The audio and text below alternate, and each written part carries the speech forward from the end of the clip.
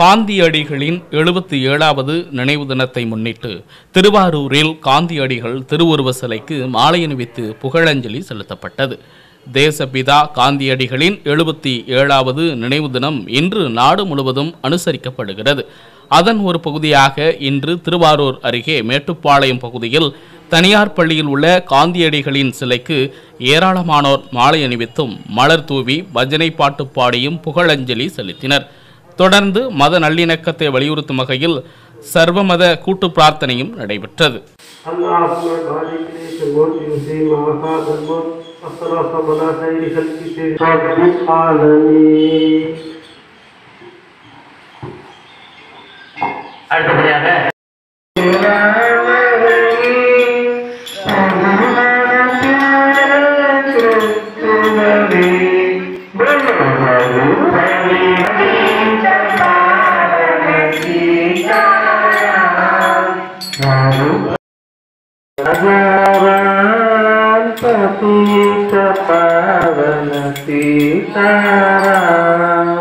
रघुपति राग